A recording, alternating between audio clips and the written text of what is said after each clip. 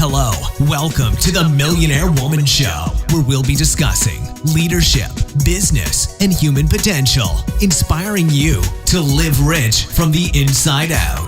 Unlock your creativity, stretch out of your comfort zone, break through your barriers, take inspired action, and achieve epic results. Now, here's your host, two-time best-selling author, speaker, and certified executive coach, Debra Kasowski.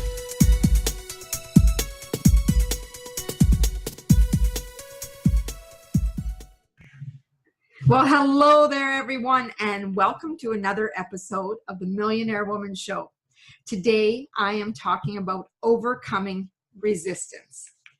And I have this quote to start us off. Most of us have two lives, the life we live and the unlived life within us. Between the two stands resistance. And that's by Steven Pressfield.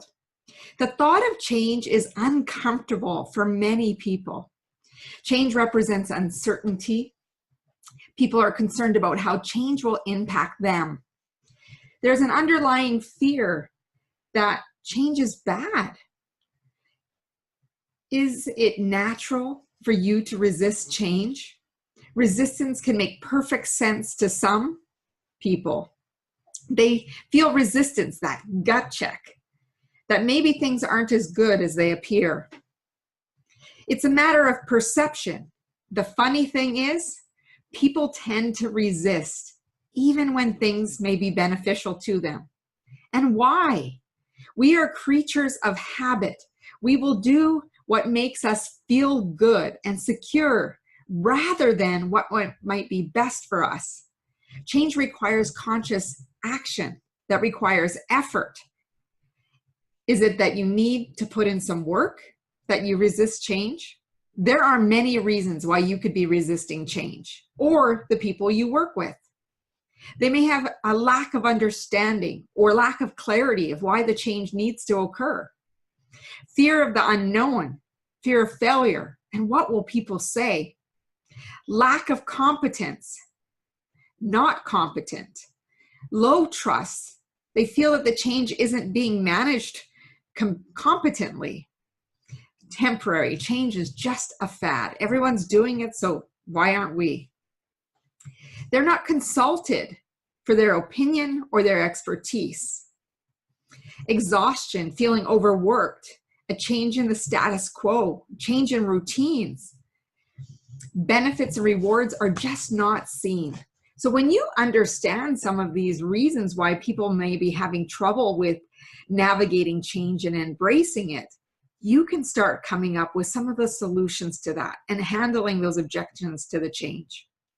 Are you resisting change right now? Do any of these relate to you? If you are helping people overcome resistance to change, do the following. Be clear of why the change is taking place.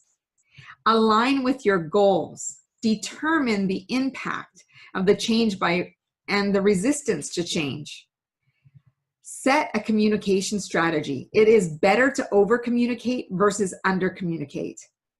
Identify and support structures. Make sure that people know what they are. What are the resources available to them? Remember, the person who is most successful isn't the one with the most resources. It's the person who is resourceful. So having those resources available. Measure and adjust as you move through change so people can see the progress of the change. Change is important, and it's a necessary part of life. It represents growth and progress. It brings new possibilities and sometimes problems. The opposite of change is acceptance, and the beauty of life is that it's unpredictable and there's uncertainty. One thing I know for sure is that everything is temporary and nothing is permanent. Everything changes. We need to learn to accept things as they happen and only focus on what's in our control. Do not judge, because as soon as you start to judge, you lose out on opportunity. Acceptance doesn't mean that you're conforming or saying it is what it is or settling for average. We can choose to let go of things that are not in our control. There are many times in our lives when we think things should be a certain way, and they're not. You can fail to accept reality, or you can fight it. You cannot change situations by fighting them. Carl Jung said, "What you resist persists." Several years ago, I remember my boss telling me I needed more experience in managing people. And it's not about building and nurturing relationships. It was about dealing and managing conflict, is what she was getting at. No sooner than the day I inked that SMART goal did the conflict come fast and furious. 3 incidences, in fact. They were uncomfortable and I wanted to avoid them. However, I knew I needed to face them head on. Otherwise, the emotions would get high and out of control. Sometimes you might not understand the change, so ask questions. Be curious about the impact on you, your situation, your environment. Learn what you can do about the emotions involved. Any resistance faced will help you understand why some people get further ahead than others. Stubbornness can cause missed opportunities. So I want you to think about, what are you resisting in your life right now where there's potential for change and you do not see it as a positive change? Dig deeper, learn more.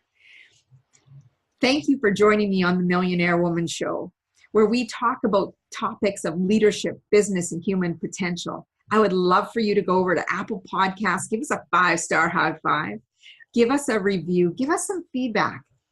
And also go over to my website at www.debrakasowski.com to sign up for our newsletter, Success Secrets newsletter, that comes out every 2 weeks with tips, strategies, and recaps that you may have missed, and awesome events upcoming.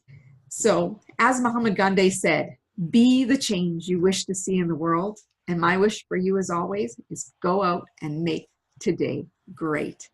Thanks for joining me, everyone, on the Millionaire Woman Show. I hope you tune in soon again.